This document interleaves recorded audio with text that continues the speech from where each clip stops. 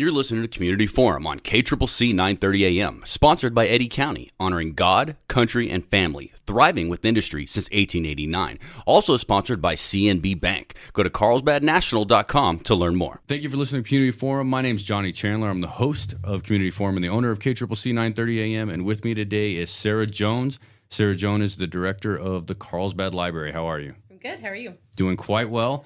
We're going to give you, when you sat down, I gave you, what did I call you? I called you favorite guest status. Yes. It sounded better and like smoother when I said it before we started recording. It did. Favorite guest status. Okay, you have a high status with us. The last time that you were on with us, we'll recap that real quick. You were talking about this great adult reading program that you've instituted here at the city of Carlsbad with Milton's, which is just obviously done well and very well known. You got to go to a national conference in Kansas. Your home, Yes. Is that your home state? No, but I lived there for 13 years, so I still kind of claim it. Right, and you graduated from college there, too. Yes, and my son was born there. And your son was born there, okay.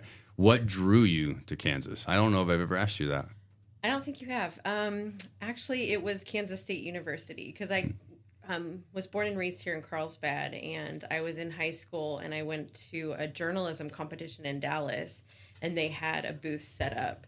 And they were one of the universities I toured, and I wanted to go into journalism. So they had a really good journalism program. So I went there and graduated and stuck around, got my master's degree, found libraries there. So, all right. So why did you not pursue journalism, or did you?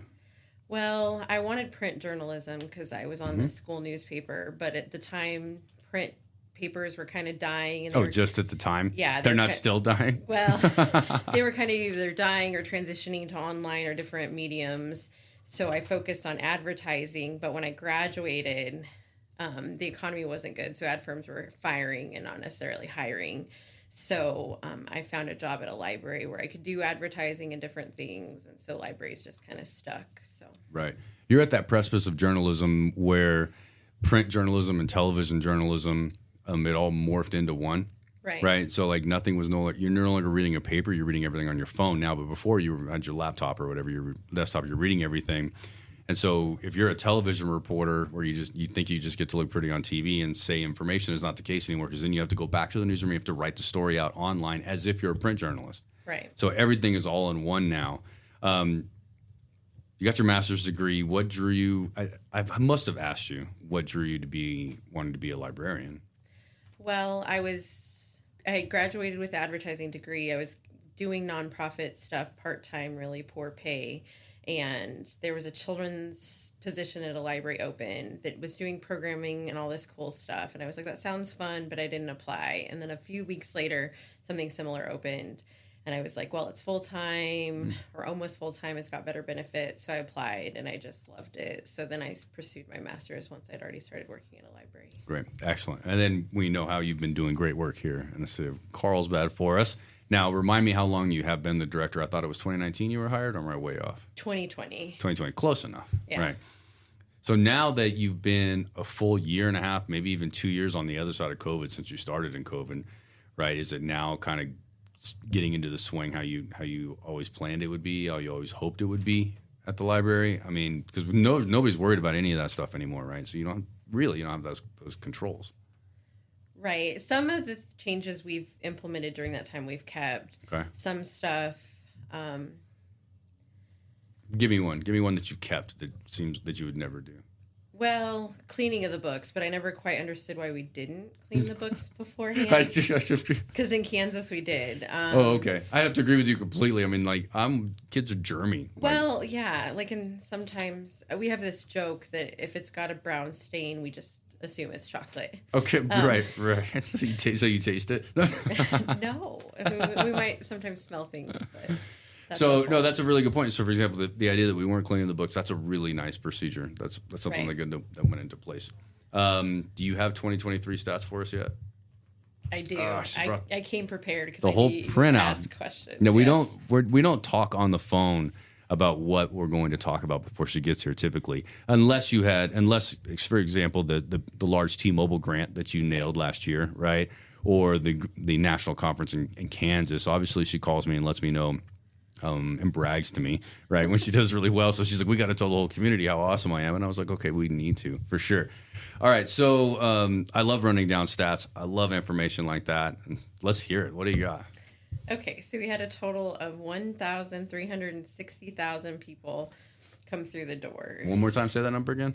136,134 people. Wow, came to a through T. the doors. I mean, I'm counted for that too, right? Every time you walk through that door, every time you walk out. So I'm like 4 of those. Well, it just counts when you come in because it does the math and knows that. Oh, right. It doesn't count when I come out. Yeah. Oh, you don't get to double it. No, that'd be fun. We'd have an even bigger number. Anyways, that's an incredibly impressive number considering the size of the community. For the record. Yeah. I mean, that's 100,000 more visits to the library than there are people that live in Carlsbad. Yeah. Just for the record. Seems like very interesting. Yeah, it's super exciting. If you can hear my phone, that's my fault. I'm sorry I did not put it on silent. We only had 13,828 people use our wireless internet, which was down from years past. Oh, how much was it before? Well, during the pandemic, it was closer. Well, so that's a funny thing, right? So there's like a lot of things. A barometer was set because it was really popular in COVID, right? And you're like, I don't know why nobody's borrowing our Wi-Fi boxes anymore. Oh yeah, they're all in school, right? You know what I mean? Kind of a different situation. So that went down quite a bit. But if you don't know, I use those Wi-Fi boxes once or twice a year. Yeah, I borrow them from the library at least once or twice a year for the maximum time that I can, for sure. And is an amazing service. So that was down. Is that disappointing? What is that? Does that indicate anything for you? Well, we also didn't have Wi-Fi hotspots during the pandemic, but we do now. And those circulated, they get lumped in with unique items as well. So 2,688 circulations for the hotspots. And what was that 13,000 number again? 13,828 people used our wireless internet. Oh, in the building. Not necessarily, because the wireless reaches like the art park and the parking lot, so they don't even necessarily have to come inside. Right. So I got those two numbers confused. I thought the 13,000 was for the hotspots, but that's not. That's your Wi-Fi that encompasses the property that's good for anybody. Exactly. Now, me personally, I'm not a huge fan of public Wi-Fi, Sarah. Right. Like, how can you ensure as the library director that it can be trusted to some degree? I mean, look, free data is free data. It might be worth the risk anyways. But my point being that, like, what do you think? Well, we put in certain safeguards, but we don't make any guarantees. Right. With our public computers over the Wi-Fi, so. Well, you just can't. Right. Yeah. You can't make a guarantee because somebody goes on the internet or whatever they do as well. They ended up getting corrupted by going to a website, not from your Wi-Fi, and then not knowing the difference. 13,000 people, so that's 13,000 individual logins from a phone or a computer or a laptop. A device, yes. You base that on IP addresses, right? Okay. 2,600 and what on the mobile hotspots? 2,688. Now, is that you didn't have them during COVID, but you do have at least a year's worth of data to compare to that? Yeah, we've had them for a few years. Okay, what do you have that with you? What's that looking like? It's more. I don't have the exact number. Okay, but you guys are definitely trending up on that. Yeah. Okay, and that's the service I was talking about. You take that wherever. Get the T-Mobile hotspot. It's unlimited data. Yeah, we like to take it to Ruidoso when we're camping, so we've got some access. So you can do that. Yep. Okay, excellent. What else you got for me? Computer usage. Computers were used 12,870 times. We answered 16,000 information requests, and that number sometimes can be misleading because sometimes I think it's like us helping find someone a book, Right. which a small number of that is, but that's also us helping people find legal forms or jobs or tax forms or research questions. So. Right. You guys seem pretty busy doing that. Every time I walk in there, there's like somebody at that desk over to the right. Correct. Right. When you walk in, it's like always somebody doing something for somebody there. Yes. And with 136,000, 63,000, whatever that was, with that many people coming through, I guess that makes sense. Right. So total circulations, 172,664 items were checked out. And that's items in general. That's a book, a hotspot, whatever you can borrow from the library. Yep. How's that comparatively? I don't know the other numbers off my top of the head. I'm hoping they're up, but circulations are one that I think we always struggle with. And I think it's just our demographic in our state. Well, I assume that you don't have the exact numbers, but you're such a good director. You have an idea. I mean, you don't know its exact number, but that's what exactly, you just gave me a real honest answer there because you're so in tune with the library and you can tell. Yeah. So just things from the vibe of the place sometimes, right? Yeah. What's the most people you've ever had in the library at one time? Like, I mean, I don't know what fire code is, but like how many people could you fit in there? What's the most you've ever had? Because are your guys' doors open during like the electric light parade or the Hologonia Art Parts lighting and stuff like that? Does that bring in a lot of people? Yes, because we were open that Saturday, and we weren't open the whole time Night of Lights was going on. But that last hour, I think we had like 398 people. Yeah, that came just in. Packed. Yeah, but that's not even our biggest number. Probably 500 for like a summer reading event. Wow. So that's a lot of people. Yeah. So. All right, what other numbers you got? Because actually that leads me to another question that might lead us to a little debate, which I think will be great. But go ahead and finish off the numbers first. Database usage. So those are like the ebooks, the e-audios, any sort of research. 99,028 items were checked out. Tech help, helping people with their devices, 1,709. We proctored 25 exams, whether that's for college students, firefighters trying to get a job, 911 dispatchers, things like that. Right, I did not really associate a library doing that. I don't think we've talked about like test proctoring. Yeah. I mean, the amazingly wonderful, exciting subject of test proctoring. Yes. Legal help. 1,049 people, helping people find jobs, 124. Paperwork or assistance for the MVD, 295 people. Really? I don't feel like the MVD is that difficult. Yeah, but a lot of people need proof of residency. Right, okay. So we help them get like a rental agreement or the paperwork or reserving an appointment to take a test, things like that. Right, okay. A lot of English as a second language individuals as well? Yes. You're okay. That makes total sense. Absolutely. Yeah, or teenagers living with mom and dad that need a rental agreement, proving where they live, things like that. Well, that's interesting. So, I mean, it's been so long since I got my license for the first time. So if I was a teenager or my teenager's living with us, right, if she's grown now, but she was living with us and then she needed to go to your driver's exam. I mean, she lived with me. She was my stepdaughter, but she lived with me when we needed a driver's exam. I don't remember us having to give a rental agreement. Like, what other proof of... It's the real ID, so they have to provide more paperwork. Yeah, I wonder what type of proof of residency.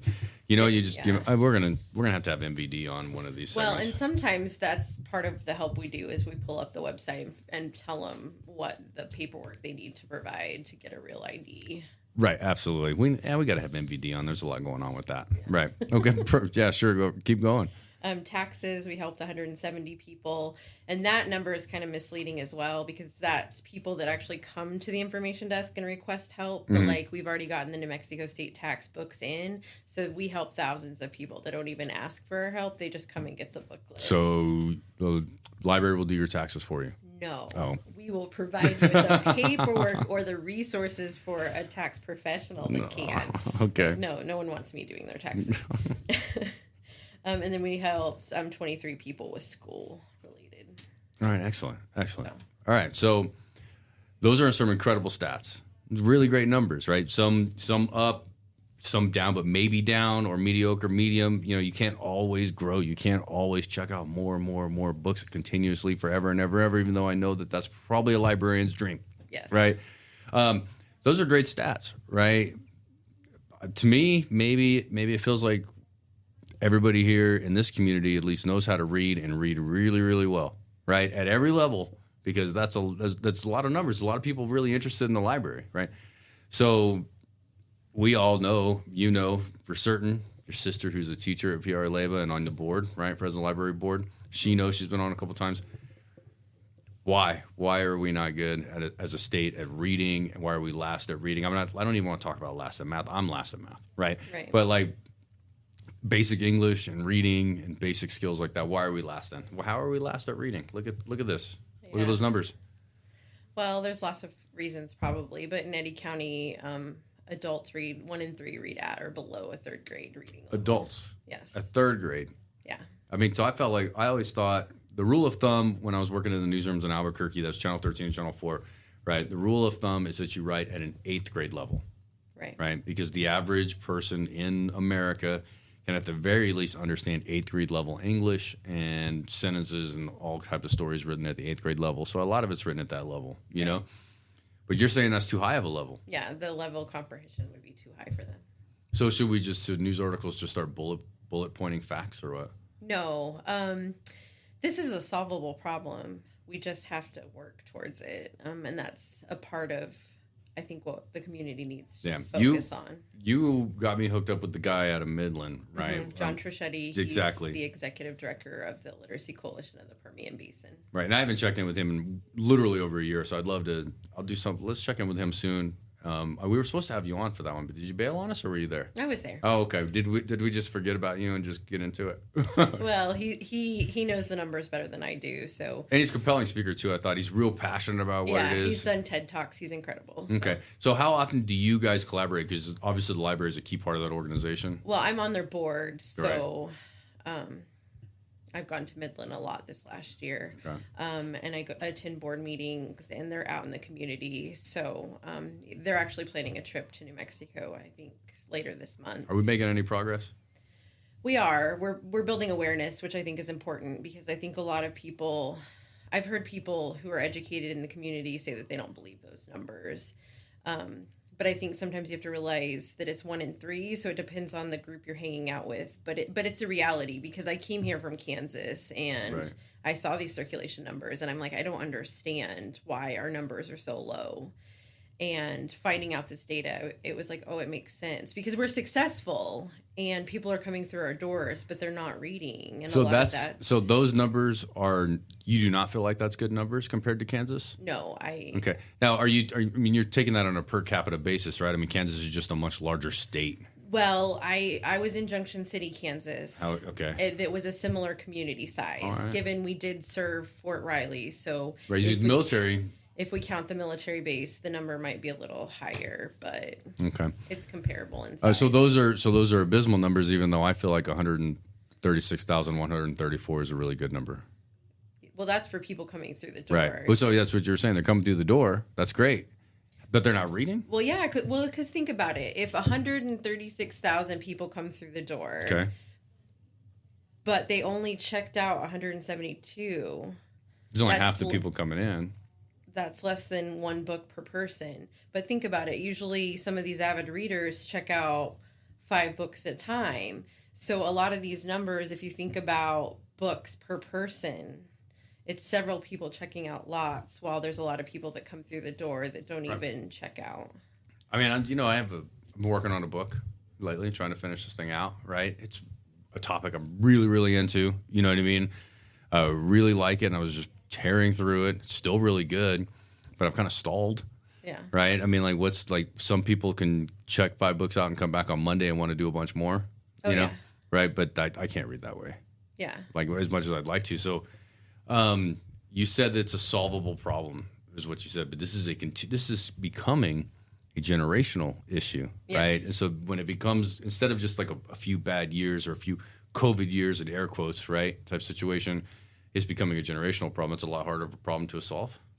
Well, I think one thing that kind of highlights our problem is I was at the Carlsbad Literacy Program for an event, and John Trischetti was there. Is that facility still open right now? Yes, they are open, and they have a new director. They're doing an open house on January 23rd. Okay. Will you invite me to that? 6 to 8, yes. Okay. So I went to the last one with the other director, the other new director that was there. Yes. I had her on. We obviously did. We talked all about the program, how excited she was. It's that building right across the street from the high school, right? She was super excited about it. Representative Brown was there as well, I noticed. So that was cool for her to be there at that event. And a lot of hope again, new computer lab. They were really doing some stuff here. They got some funding. It's a hard job. It's hard to find people. Obviously, they needed a new director and yet a new start again, right? Okay. I'd love to do that. You know, now that I work at Southeast New Mexico College, right? We're doing a lot of stuff on the community education front, right? And we need to help people read. We have English as a second language classes here through adult education, but we also need some classes where English speakers can learn Spanish also. Right. I think that was a huge benefit to the community as well. And we need those things. And if the Carlsbad Literacy Program, since my small amount of time being as Carlsbad, is that they have trouble They have trouble staying open and staying up, right? Staying in really great or doing great things and staying committed for whatever reason or another. No shot at anybody, right? So the idea is let's work together through the college as well to see what we can do to support that program, because this college and community education and workforce development isn't about going to school for 2 years and getting an associate's degree, right? It's about using the college to then improve the community immediately and improve the workforce immediately, right? Workforce and community education, not go get a degree and then maybe go get a 4-year degree somewhere else, right? That's not what our little department here at the college is focused on. The college here does great academic 2-year degrees. It's amazing. You should go there and do that if that's what you want to do. But we're working on something different, and that means we need to work with the library and the Carlsbad Literacy Program. And I don't think COP has really been able to stay afloat very well. They keep going up and down, so let's see what we can do to help them, I think. Yeah. Well, and it's definitely a team effort to solve this problem. And a lot of these individuals they have jobs and they've got skills, and it's just the literacy piece that they need to take their quality of life to the next stage. Can I ask you a personal question? Sure. No, or did I already ask? Never mind, I already asked you that question. I was thinking about something, but that's all right. We'll get off of that. So you said your son's a little bit below where he should read. Is that what you were telling me? Yes. Okay, so that means that's a small hurdle. But I guess the idea is we just have to continue to do it. So I have a niece recently that was staying with us, and she's a second grader, and she just can't read at all. Right. My opinion. She just really can't read. And we were helping her read. And she was staying with us just for a few days over the holidays to see her sister. And we all just kind of hung out to see them. And so we want to read every night still, right? She can't read. It's really tough, difficult. She tries really hard, but she gets so frustrated because she can't do it too, right? And so it's a real double-edged sword. But the solution is, first of all, mom and dad, every night. Every night you're reading. 20 solid minutes, right? At least every night we're reading. What would you suggest? Well, can you have Fridays and Saturdays off at night? Maybe we do it during the day. Well, yeah, I don't think the time of day matters. I think just reading every day is what matters. Okay. I mean, so that's what we're trying to do is let's read for 20 minutes. You have to read this. So there's playing a board game the other day, Catan. You ever play Catan, the board game? No. You are missing out on an incredible board game. It's actually it's an in-depth board game. It's kind of an adult board game. It's not adult in the dirty sense. It's adult in the thinking, strategic sense, right? And so we played 2 nights in a row. And the first night, she didn't play with us because she had never seen the game before. She's 7. The second night, she didn't do a winning strategy, right? But she understood the strategy, and she was having a really great time with it, right? There's something called development card in the game, a Catan game. If you're familiar, you get a development card. And when you get the development card, you have to read it out to the whole group. Right. So she wanted development cards because they were really easy to get, right? Yeah. And then I was like, okay, you have to read it out to everybody because that's the game. Where she couldn't read it out, right? So she tried 2 or 3. She did pretty well. But then after that, for game number 2, she did not even bother to get a card because she would have had to read it for everybody. Right. And we really wanted her to. But the truth is it delayed the game a solid 5 minutes every time she got a card because we had to sit there for 10 minutes and teach her how to read the card every time. But that's what it takes. Yeah, it takes patience and something that she wants to do that involves reading to show her that you have to read to do these things. So sometimes in school, reading's a chore.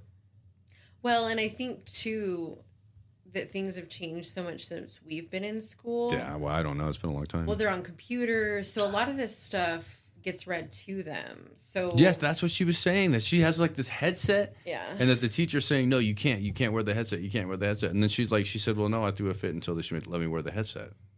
Yeah. And I was like, well, I'm not your dad, so I'm not going to go say anything, but I don't think you should do that, you know? Right. And so I didn't know that they did that. Did they just have everything read to you? In a computer voice or what? Well, I know that there's this one test that has like a bird that like hops and like tells them like, hurry up, your time's almost up. So a lot of this stuff in the classroom has become digital. Yeah, I know, but that's no excuse not to be reading. You still have to read. Well, no, reading is important. I mean, I don't know. I felt like, hold on, folks. I felt like the library director was talking us out of reading for a second. Well, I'm joking. I don't want us to also discount audio, though, because I feel like there's different learners out there. Okay. And I think a lot of times parents sometimes say, like, graphic novels or comic books are bad because they're not reading and audiobooks don't count. So I think sometimes just getting a student engaged, even if it is them listening to a story or them picking up a graphic novel, that sometimes if they're reading even in little bits or they're sparking their interest, it could lead to something bigger. So I think sometimes encouraging the student to pick up and consume whatever they will is important as well. Okay. I feel like that's some words of wisdom. Just dropping knowledge. As usual, but you're the expert on reading. I'm seriously, you are, right? I mean, I know that the libraries are so much more, right? The digital libraries. You and I have talked about how much it is. And I'll always, every time you come on, I'll talk about how I read the Albuquerque Journal every morning for free from the library because my library card. And it's like the greatest gift ever because you don't get any state news down here, you know? Right. And so it means a lot to me that the library is so digital. But I think that overall, and maybe I'm the older generation now, right? But when I think of library, it's reading. It's not books, of course, but it's reading. Yeah. Right. A library is for knowledge, and there's a lot of knowledge you can get without reading, but the best knowledge is reading. Am I wrong?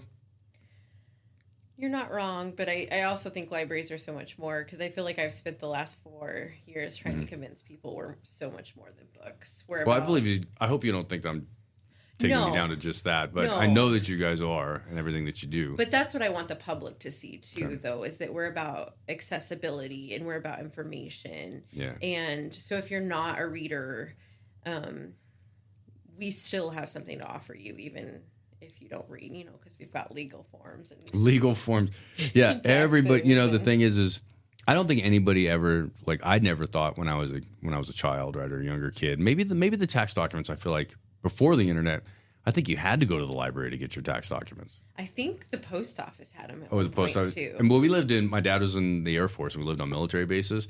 And so I think I remember going to the library to grab our tax forms now, and they're all laid out on that very stereotypical brown shelf. Yes. That's narrow for the, exactly. Yes, that's where ours are right now. The same shelf from the 80s. Yes. Yeah, I know it. I was like, and so the libraries are so nostalgic, right? Yeah. And so in order to make them nostalgic for the new generation, you have to have things that people are nostalgic for, right? Which is technology, which is digital, which is great. Yeah. That's awesome. That's really, so, man, we really talked through all of this quickly, but so now as we wrap up, and she's going to be on a lot. I mean, you're on 4. I'm going to make you promise me 4 times this year at least. Okay. All right. So it's once a quarter, once every 4 months. There's only 12 of them. We're in the first one, So real quick, the rest. This is the spring semester 2024.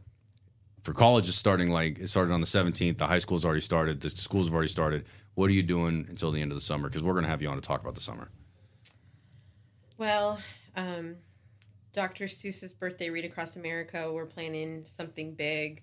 We're going to do Touch a Truck for the 3rd time this year. Yes. So we're hoping bigger and better because we love celebrating first responders, law enforcement, big trucks, cool equipment, sirens. People that make our community work that don't always get the appreciation they need. Like last year we learned about the hose they used to suck up stuff in the drain that could pick up a baby. And I was like, that's so cool. Can we try it? He's like, no. So you wanted to pick up a baby with it? I think. Kind of, yeah. Those trucks are gross. Because they're not sucking good stuff out of drains. They're not sucking fresh, green, so much power. Drinking water. It's not like they're not pulling up nice, fresh drinking water out of that drain, man. That's nasty stuff in that drain. No, but they are fixing problems in a big essential kind of to the service. Yes. Essential, like really, without those things, it would be bad news. Yeah, because none of us want to live without trash or proper drainage. Yeah, absolutely. Okay, so that is a really. Kudos on that. I've always wondered how those things work. Today. As we record this is pre-recorded, but today at the college I learned all about the insides of a locomotive and how they work and all that stuff. It's a great little video, and I've always wanted to know. I never knew how they worked on the inside, and now I know. So that was incredible, and you could learn how to do that at the library too. Yeah, that's what we want, is to encourage learning of all kinds. So we've got STEM club that's going on for kids to get them engaged in science and technology and math.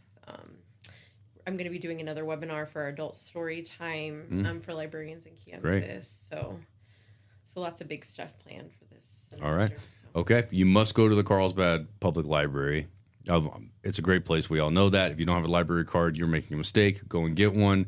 Give us the hours, the location, the Facebook, and all that good stuff. Get a phone number so they know how to get a hold of you.